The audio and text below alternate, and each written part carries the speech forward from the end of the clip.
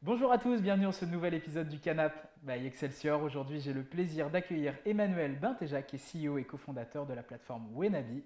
Emmanuel, comment tu vas? Très très bien. Ça me fait très plaisir de t'accueillir aujourd'hui en tout cas. Moi aussi, je suis ravi d'être là dans ce beau studio, très sympa. Ça te plaît? Ouais, très sympa, non, très Bon, cool. génial. Écoute, on a l'habitude de démarrer les interviews par une présentation de notre invité. Donc je t'invite à te présenter voilà, en quelques minutes, d'où tu viens, qui tu es et voilà, parler un petit peu de Wenabi.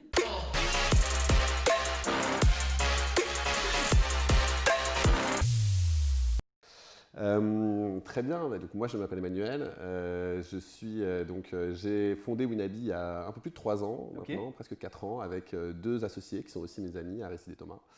Moi avant j'ai travaillé dans le développement durable et la RSE pendant 8 ans avant de lancer Wenabi, à la fois côté public et côté privé. Donc je faisais surtout en fait du conseil sur la stratégie développement durable qu'une entreprise peut mettre en place. Voilà, après j'ai un parcours chez Sciences Po Bordeaux avant, donc plutôt littéraire. Et voilà, donc on s'est lancé il y a à peu près 3 ans avec mes associés. Quel rôle tu as dans l'équipe justement, vu que effectivement tu es associé avec d'autres personnes, vous avez j'imagine un rôle peut-être un petit peu défini Oui, en fait on est hyper complémentaires les trois et c'est aussi pour ça qu'on a monté l'aventure ensemble. Moi j'ai plutôt l'expertise du secteur et du métier. Et donc aujourd'hui je suis plutôt en charge du développement et de la partie à la fois commerciale, représentation extérieure. Et Aristide, lui, est notre développeur CTO et c'est lui qui a développé toute la plateforme. Aujourd'hui, il est entouré, mais c'est vraiment toutes les bases. Il a démarré from scratch, solo. Il a tout fait. Et Thomas, c'est le CEO et donc il a un profil plus finance d'entreprise. Et donc lui, c'est surtout, donc il a à la fois une partie de management, une partie des équipes, mais aussi la partie process, organisation, partie financière aussi. C'est le bad cop de la boîte. C'est le bad cop, mais ça reste un gentil cop. Ok, ça marche. Alors raconte-nous un peu la jeunesse de Wenabi, effectivement. Bon, après je comprends un petit peu mieux par rapport à ton parcours, mais comment t'es venue l'idée, comment ça s'est passé du coup? En fait, l'idée est plutôt venue de Thomas, en fait, d'échanges qu'on avait ensemble. Donc, lui, il travaillait chez Sodexo, il faisait de l'audit chez Sodexo à Londres, et il a fait une journée solidaire dans le cadre de cette entreprise. Et il a trouvé ça assez cool, mais il s'est rendu compte que c'était assez mis en place de façon assez archaïque, avec un tableau Excel, il devait remplir, il est allé voir l'asso, finalement ça ne s'est pas passé comme prévu, etc. Donc il s'est dit, c'est dommage, on a un beau projet là, mais qui n'était pas très bien organisé. Et on en a parlé, et donc moi j'avais l'autre regard, j'avais suivi des retours que j'avais de mes interlocuteurs côté entreprise, que j'observais être assez dans l'inconnu quand il s'agissait du monde associatif, et qui n'arrivait pas à mobiliser les collaborateurs. Donc je voyais qu'il y avait un sujet là-dessus, avec plein de projets qui étaient menés par des boîtes, mais les collaborateurs qui n'étaient même pas au courant de ce que l'entreprise faisait.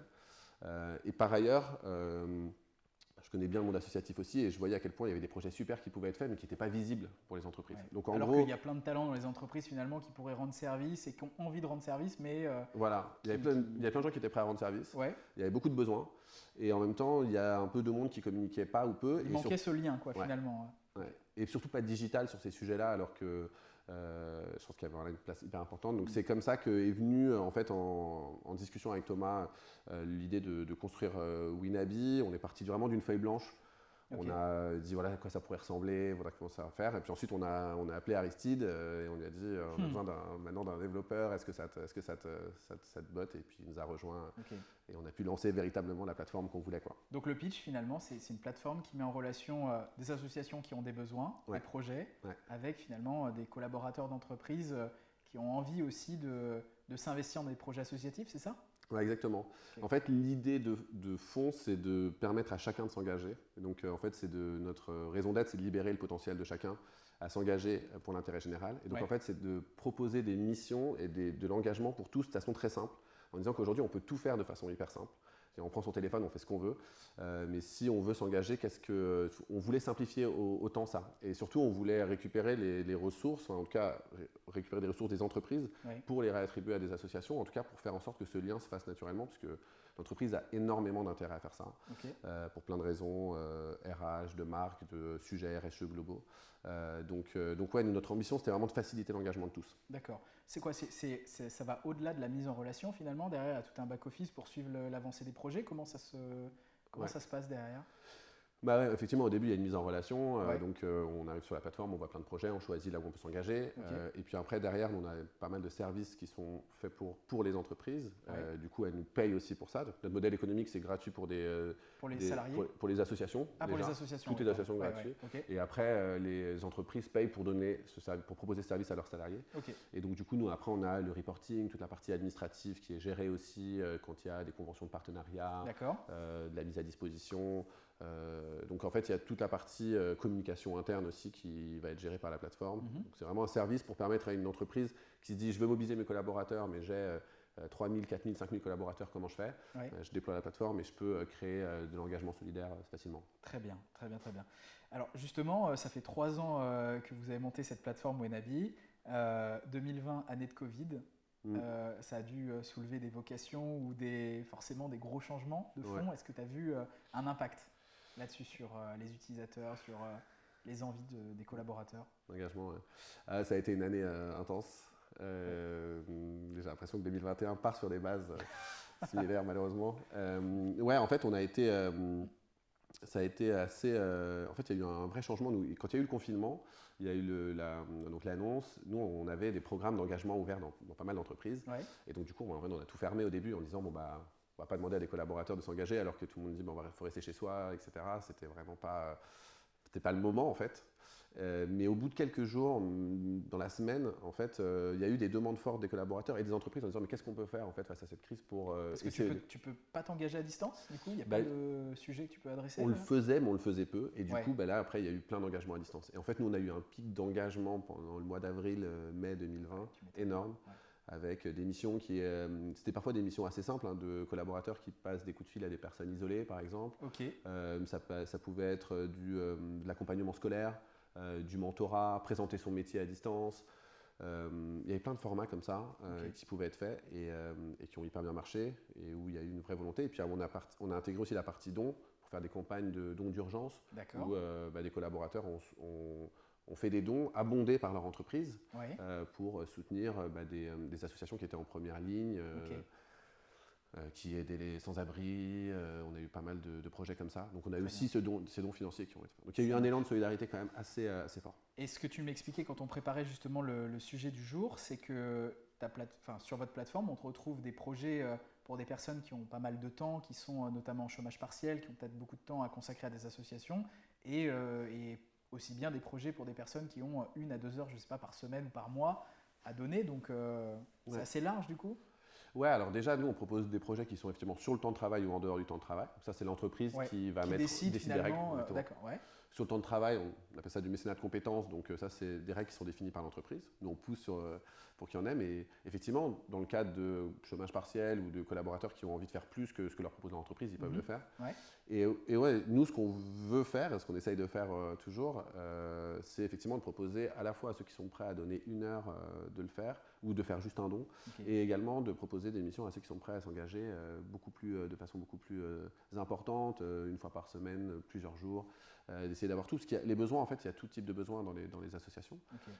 Après, les besoins viennent des associations. Donc, c'est les associations qui vont poster ça. Donc, de toute façon, elles vont dire, on a besoin de volontaires pendant 1 heure, ce qui est quand même ce qui peut arriver sur certains événements ou pour des choses, où elles ont des besoins plus globaux. Et nous, on essaye de faire ce matching, mais d'avoir l'offre la plus diverse et surtout de répondre aux besoins finaux des assos, c'est l'enjeu numéro 1. Est-ce que justement les entreprises qui offrent ça à leurs collaborateurs voient un impact justement que ce soit en termes de facilité peut-être à recruter des nouveaux collaborateurs, parce que c'est super dans cette vague justement de RSE, on en parlait, il y a pas mal de monde aujourd'hui qui a envie de rejoindre une entreprise qui met en place plein de choses. Est-ce que toi tu vois les impacts directement de ce genre d'action ? Ouais, en fait, on voit les impacts, nous, ce qu'on arrive à voir aujourd'hui, mais on est encore une jeune start-up, donc sur les recrutements, on essaye de voir un peu, mais c'est encore un peu compliqué. Ce qu'on arrive à voir, c'est quand on interroge les collaborateurs engagés, quelle est la perception qu'ils ont de leur entreprise, qui leur a permis de faire ça, quelle est la satisfaction qu'ils ont. Et là, on voit que les résultats sont quand même hyper positifs. Donc en fait, un collaborateur qui va se rendre utile pour une cause d'intérêt général, qui lui a tenu à cœur, qui l'a fait volontairement, et que c'est son entreprise qui lui a permis de le faire, son regard sur son entreprise, son attachement à son entreprise va être différent et renforcé. Après, quand on regarde de l'autre côté, c'est quels sont les critères aujourd'hui des jeunes qui sont diplômés et quelle est la part que prend l'entreprise engagée dans ces critères-là. Et c'est très très élevé aujourd'hui, c'est un des critères principaux. Donc du coup, je pense que c'est un enjeu très très fort pour les entreprises de demain. Si elles veulent attirer de nouveaux talents, il va falloir que… C'est de prendre ces engagements, pas uniquement par conviction, mais aussi peut-être en dehors, ne serait-ce que pour les problématiques de recrutement et je pense des problématiques même business en général. En fait, il faut comprendre que maintenant, c'est vrai que c'est un enjeu très fort et avoir une entreprise qui prend le chemin de la transition écologique et sociale, c'est devenu quelque chose qui me semble être inévitable pour l'entreprise. Dans l'air du temps, effectivement. Okay. Et par ailleurs, moi, je suis assez convaincu que cette transition globale, elle se fera avec les entreprises. C'est-à-dire qu'il ne faut pas attendre uniquement des citoyens et du gouvernement, de l'État ou en tout cas de la politique de gérer ça. Les entreprises ont un rôle à jouer très fort aujourd'hui, donc il faut qu'elles le prennent. Très bien. Après, on parle du mouvement Tech for Good. Je sais qu'on met beaucoup de choses là-dedans. Finalement, tu es un petit peu dans cette veine-là ou pas? Ouais, tout à fait. En fait, c'est vrai qu'on peut mettre beaucoup de choses derrière Tech for Good. Beaucoup d'acteurs peuvent s'en revendiquer, parfois en être loin. Ce qui est important, c'est de regarder en fait quel est l'impact social qu'on a, notre impact écologique. Regarder aussi comment on fonctionne en tant qu'entreprise, comment on gère aussi en interne le fonctionnement de l'entreprise, qui compte aussi. Le partage à l'intérieur de l'entreprise, des valeurs, du pouvoir, de la gouvernance. Mais oui, je pense que moi, je crois vraiment à en tout cas la définition pure qui est celle de dire qu'on va mettre la technologie, le digital au service du bien commun. Et ça, je crois que c'est quelque chose auquel je crois beaucoup. Voilà. Qu'est-ce que tu penses des labels, justement, qui peuvent venir un petit peu rassurer, attester du fait que l'entreprise prend des engagements? Est-ce que tu as des labels peut-être à nous citer? Moi, je pense à Bicorp, mais il y en a peut-être d'autres. Oui, Bicorp, c'est celui qui est le plus général. Effectivement, je pense que c'est pour avoir le label Bicorp aujourd'hui, il faut quand même répondre à certains critères. Moi, ça va dans le bon sens et je pense que demain, une entreprise qui n'obtiendra pas ce label ou un autre ne pourra plus travailler avec une autre ou avec certains fournisseurs ou n'aura plus certains clients. Et elle sera impactée quoi qu'il en soit. Oui, je crois. D'accord. Ok, très bien. Très bien. Moi, je vois le temps qui tourne. J'ai encore pas mal de questions à te poser, en tout cas, Emmanuel.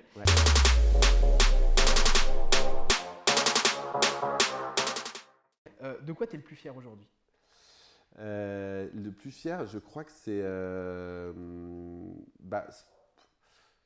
avec Unabi, je pense que c'est de notre équipe aujourd'hui. Vous êtes combien? On est 20. 20. C'est bien. Ouais, c'est bien. Et surtout, d'avoir monté ce projet avec 2 amis, déjà, c'est quelque chose dont je suis assez fier. Et puis, d'avoir aujourd'hui les personnes qui sont dans notre équipe, je pense que c'est vraiment… vous avez créé quelque chose, quoi, un collectif. Et puis, je pense assez fort et donc ça, j'en suis assez fier. Puis la deuxième partie, c'est l'impact. On voit le nombre d'heures réalisées. En fait, tous les jours, on voit des gens qui s'engagent sur la plateforme et ça fait, on se dit on a permis en partie ça. Bien sûr. C'est un élément de sûreté. Est-ce que tu as des rituels quand tu arrives au bureau? Comment tu démarres ta journée? Tu n'as aucun rituel? Non. Je démarre ma journée, généralement, je sais pas si le matin, je sais pas si c'est mon meilleur moment. T'es plutôt de fin de journée, non? Ouais, je suis peut-être plus être la fin de journée. Mais j'ai pas forcément de rituel, non. Puis j'essaye de pas en avoir. En général, donc, ça marche. Le truc le plus bête que tu as entendu dans ton métier?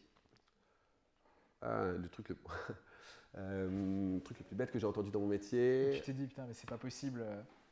Moi c'est bête quand c'est dit comme ah oui, la RSE c'est bien, il y a de l'argent à se faire.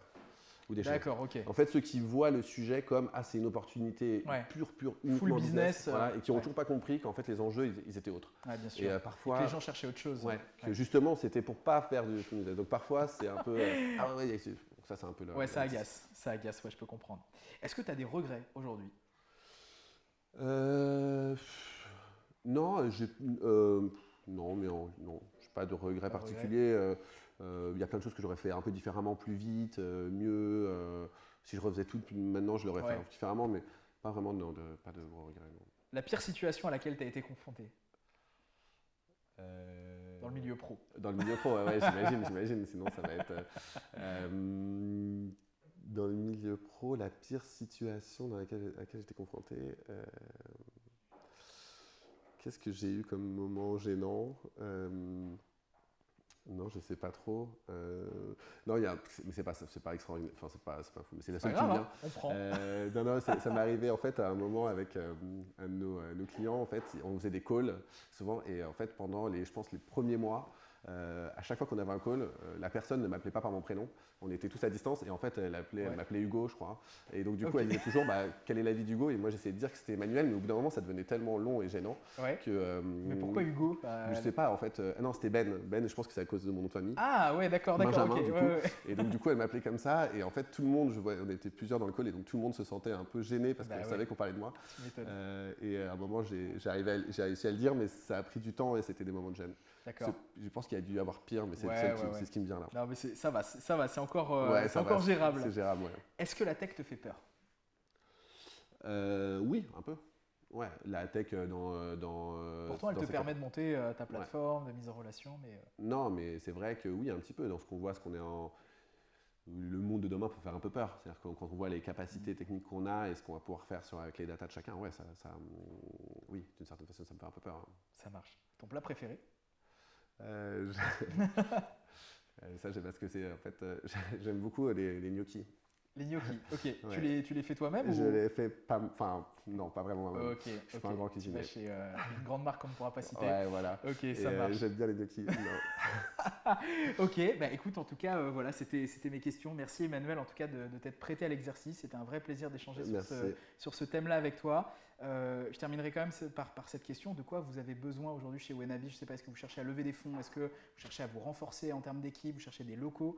C'est peut-être aussi le moment de passer un message. Non, la question un peu de la levée de fonds se pose aujourd'hui, puisqu'on en fait, on n'a pas de besoin à court terme, mais on a quand même envie d'aller plus vite sur pas mal de choses. Donc peut-être ce sujet-là, c'est pas un besoin si fort, mais ça pourrait être un sujet. Et sinon, non, après, on est toujours ravis d'accueillir, s'il y a des candidats qui veulent postuler, on est toujours ravis d'accueillir des nouvelles personnes. Plutôt tech, sales, en fait, produit, un peu tout. Produit. On a une super équipe produit, une super équipe sales, mais on a besoin toujours de nouvelles idées. Donc, bon, Wenavi recrute. Wenavi recrute. À l'écoute. C'est bon signe, Ouais. Ça marche. Emmanuel, merci beaucoup en tout cas. Merci beaucoup aussi à vous qui regardez cette vidéo. N'hésitez pas à nous suivre sur l'ensemble des réseaux sociaux d'Excelsior. On vous dit à très bientôt pour un nouvel épisode. À très bientôt. Ciao, ciao.